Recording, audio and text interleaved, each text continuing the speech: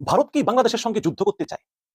মানে ভারতের যেই কর্মকাণ্ড, ইদানিং যদি কেউ একটু তীক্ষ্ণ দৃষ্টি দেখেন তাহলে সহজেই বোঝা যায় যে গত ৫৩ বছরে এতটা শক্ত ভাষায় প্রতিবেশী রাষ্ট্র ভারতের সাথে কথা বলতে দেখিনি আমরা কোনো রাষ্ট্রনায়ককে। আর আগামী দিনে যারা ক্ষমতায় আসবেন তারা যখন জনগণের ম্যান্ডেট নিয়ে আসবেন, দেন জনগণের পালস কোনটা সেটা বুঝে কথা বলতে হবে। ডক্টর ইউনূস বাংলাদেশের দায়িত্ব গ্রহণ করার পর থেকে আমার একটা জিনিস খুব স্পষ্টভাবে মনে হচ্ছে, এই একটা জায়গায় বাংলাদেশ একেবারে ভিন্ন। আমি আগেও এটা নিয়ে কথা বলেছি, রিসেন্টলি আরেকটা ঘটনা ঘটেছে, সে কারণে বলছি। সেটা হলো ভারত প্রসঙ্গে বাংলাদেশের স্ট্যান্স। যেহেতু একটি গণহত্যা আওয়ামী লীগ ঘটিয়েছে এই দেশে, সেই গণহত্যার দায় নিয়ে তারা কিভাবে ফিরবে বা তাদেরকে ফিরতে দেওয়া হবে কিনা এটা জনগণ ডিসাইড করবে, এটা জনগণের সিদ্ধান্ত। শুধু প্রতিবাদ জানিয়ে ক্ষান্ত হলে হবে না, কল করেন ভারতের হাই কমিশনারকে। দর্শক, গুরুত্বপূর্ণ একটি ভিডিও নিয়ে হাজির হয়েছি, যে ভিডিওটি দেখলে শেষ পর্যন্ত রীতিমতো আপনি অবাক হবেন।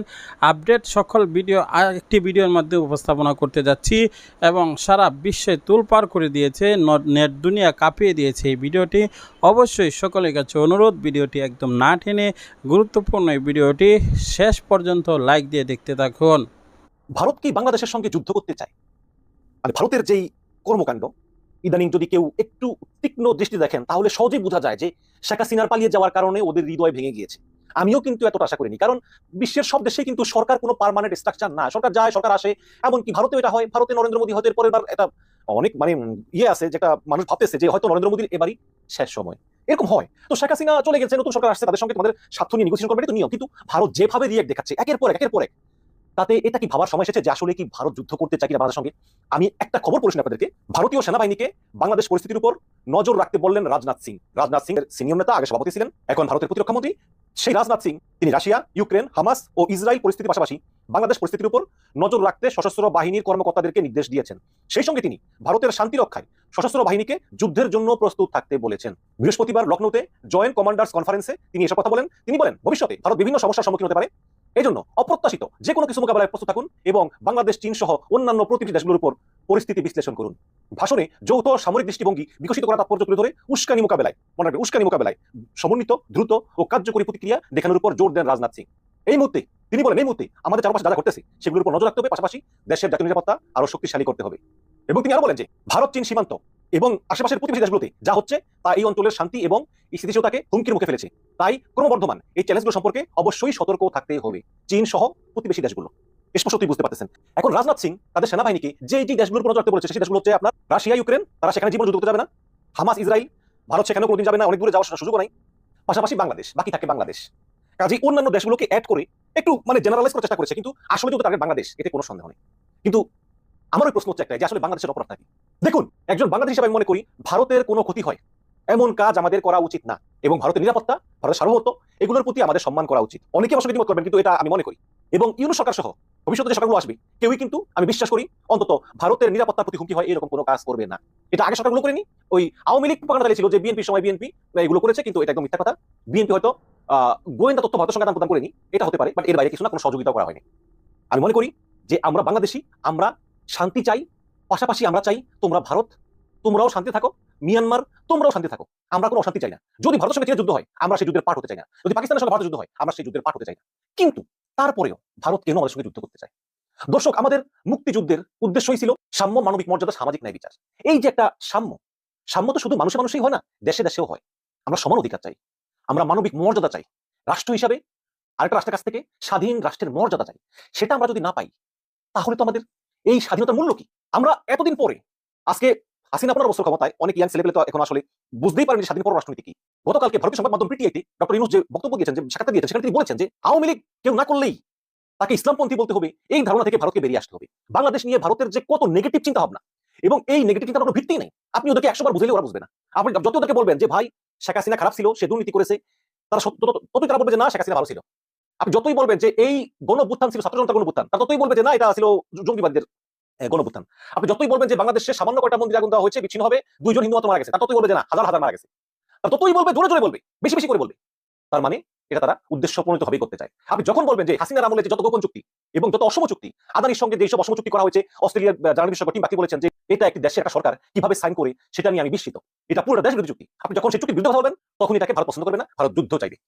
আপনি যখন সীমান্ত হত্যা নিয়ে কথা বলবেন, আপনি দেখেন গত 10-15 বছরে সীমান্তে পাখির মতো মানুষকে গুলি করে মারা হয়েছে, এখনো মারতেছে। কিন্তু এই প্রথম দেখলাম যে কৃষ্ণা রানী মনে হয় সম্ভবত একটা হিন্দু মেয়ে, 14 বছর বয়সে তাকে গুলি করে মেরে ফেলেছে। ভারতীয় বিএসএফ।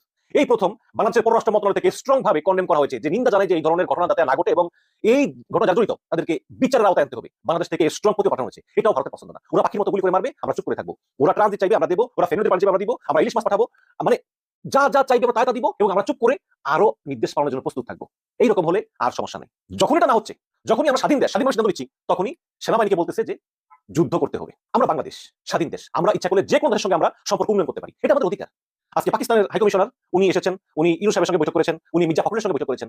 এটা নিয়ে অনেক সমস্যা, এটা নিয়ে ভারতের গাজল যাচ্ছে। কালকে আমার এক কলিগ তিনি বললেন যে আমি একটা মিডিয়াতে দেখেছি যে বাংলাদেশ এবং পাকিস্তান মিলে নাকি ভারতকে আক্রমণ করবে। এটা সেই ভারতীয় একটা মিডিয়াতে লেখা হয়েছে। আমি বলছি কোন মিডিয়া আমাকে দেখাতো, না ভুলে গেছি আসলে। ওই ফেসবুকে তো স্ক্রলে হঠাৎ এসেছে, তখন পড়েছি হিন্দিতে লেখা ছিল যে বাংলাদেশ এবং পাকিস্তান মিলে শীঘ্রই ভারত আক্রমণ করতেছে। এই যে এই ধরনের গুজব, ভারতীয় মিডিয়াগুলি একটা হচ্ছে গুজবের খনি, ভারতীয় মিডিয়া গুজবের খনি, এবং এই ভারত সরকার কিন্তু স্বয়ং এইসব গুজবগুলোকে প্রমোট করতেছে। যতই আমরা বলতেছি যে না আমরা এসবের সঙ্গে জড়িত না, এসব হবে না, তারা ততই কনস্পিরেসি থিওরি আবিষ্কার করতেছে। যে এক হচ্ছে বাংলাদেশে প্রচুর হিন্দু নির্যাতন হচ্ছে, যেটা আদতে একদম ডাহা মিথ্যা, যে বাংলাদেশ পাকিস্তান মিলে ভারত আক্রমণ করতেছে, ডাহা মিথ্যা। বাংলাদেশ পাকিস্তানের কাছ থেকে পারমাণবিক অস্ত্র নিবে, এটা আরেকটা প্রপাগান্ডা। সেভেন সিস্টার সার্বভৌমত্ব নষ্ট করতে বাংলাদেশ, এটা পুরো আরেকটা মিথ্যা কথা। তো এই সব মিথ্যাগুলো ভারত লালন পালন করতেছে। যে মহিলা মানুষের ভোটাধিকার হরণ করে, মানবাধিকার লঙ্ঘন করে 15টা বছর ধরে তোমাদের সহায়তায় ক্ষমতা কুক্ষিগত করে রেখে এই লাস্ট পালিয়ে যাওয়ার 2 সপ্তাহ পর্যন্ত 1000 ছাত্রজনতাকে খুন করেছে, তাকে আশ্রয় দেওয়াটাও তো হচ্ছে বাংলাদেশ ভারত সম্পর্কের বড় অপমান। একজন প্রধানমন্ত্রী কেমন হবেন একটা রূপরেখা দেখাচ্ছেন ডক্টর মোহাম্মদ ইউনূস। গত 53 বছরে এতটা শক্ত ভাষায় প্রতিবেশী রাষ্ট্র ভারতের সাথে কথা বলতে দেখিনি আমরা কোনো রাষ্ট্রনায়ককে। আর আগামী দিনে যারা ক্ষমতায় আসবেন তারা যখন জনগণের ম্যান্ডেট নিয়ে আসবেন, দেন জনগণের পালস কোনটা সেটা বুঝে কথা বলতে হবে। ভারতের দয়া বা অনুগ্রহে যদি কোনো দল মনে করে তারা রাজনৈতিক ক্ষমতায় থাকবে, তাহলে পরিণতি কেমন হবে সেটা জাস্ট গত 5ই আগস্ট বাংলাদেশ দেখেছে। ডক্টর ইউনূস সাহেব তিনি ক্ষমতায় আসার পরই দ্বিতীয় দিনে ভারতকে একটা 7 সিস্টার্স নিয়ে হুঁশিয়ারি দিয়েছিলেন। ভারত বিষয়টা বোঝে নাই। আজকে ভারতের প্রতিরক্ষা মন্ত্রী তিনি তার সেনাবাহিনীকে নির্দেশ দিয়েছেন যে বাংলাদেশের পরিস্থিতিকে বিশ্লেষণ করতে, পাশাপাশি ভারতীয় সেনাবাহিনীকে যুদ্ধের প্রস্তুতি নিয়ে রাখতে। তো এই যুদ্ধ কার বিরুদ্ধে? চীনের সাথে তো যুদ্ধের প্রশ্নই আসে না, পাকিস্তানের সাথেও মারা খাচ্ছে, তাহলে টার্গেট হয়তো বা বাংলাদেশ যে কোনো পরিস্থিতি তারা কোনো মুভমেন্ট করবে কিনা। তবে ভারতীয় সেনাবাহিনীর উদ্দেশ্যে আজকে ডক্টর ইউনূস সাহেব তিনি একটা বার্তা পাঠিয়েছেন। আর প্রতিরক্ষা মন্ত্রীর এমন বক্তব্য নিয়ে অলরেডি আমাদের বাংলাদেশের পক্ষ থেকে কিন্তু বেশ কিছু রাজনৈতিক দল এবং যারা আছেন আমজনতা রিয়েকশন দিয়েছেন।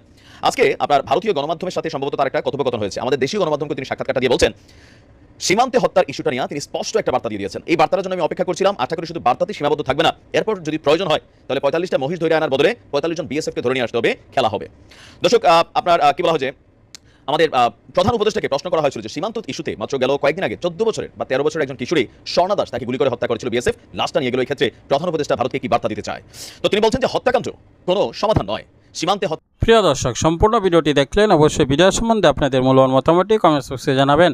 ইতিমধ্যে অবগত আছেন যে বর্তমান অবস্থা একটি অরাজকতা অবস্থার মধ্যে চলছে, রাজনীতিতে উত্তপ্ত বিরাজ করছে। সকলে অ্যাক্টিভ পার্সন হিসাবে দাঁড় হচ্ছে। জামায়াত ক্ষমতা চলে যাবে বলে সাধারণ মানুষের মধ্যে একটি গুঞ্জন উঠেছে।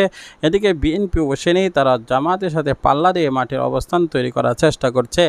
ইতিমধ্যে বিএনপির যে নেতাকর্মীরা তারা কিন্তু 15 বছর ক্ষুধার্ত বাঘের নেই এবার মাঠে ঝাঁপিয়ে পড়েছে, একের পর এক হিংসাত্মক অবস্থার মধ্যে জড়িয়ে পড়ছে। এবং এস আলমের গাড়ি লুট করা এবং বিএনপির অনেক নেতাকর্মীদের বিরুদ্ধে আওয়ামী লীগের সম্পদ বাজেয়াপ্ত এবং তাদের সম্পদ জবরদখল করা এবং বিএনপির অনেক নেতাকর্মীদের মধ্যে অনেক ডাকাতি এবং লুটতরাজ শুরু হয়ে গিয়েছে অলরেডি। আর এজন্য তারা কিন্তু রীতিমতো তারা এই জন্যই কিন্তু বিভিন্ন প্রশ্নের সম্মুখীন হচ্ছেন এবং জনগণ তাদের থেকে বিমুখ হয়ে যাচ্ছে। আর অন্যদিকে জামায়াত তারা কিন্তু রীতিমতো একেবারেই পূর্বের নেই আদর্শিক রাজনৈতিকভাবে তারা পরিচালিত হচ্ছে এবং তারা সারা বিশ্বের ময়দানে তারা একটি পজিটিভলি অবস্থান তৈরি করেছে। আপনারা কি মনে করেন জামায়াত নাকি বিএনপি কে ক্ষমতায় যাবে? অবশ্যই কমেন্ট সেকশনে জানিয়ে দেবেন আপনাদের মূল্যবান মতামত। দেখা হচ্ছে পরবর্তী ভিডিওতে। আসসালামু আলাইকুম।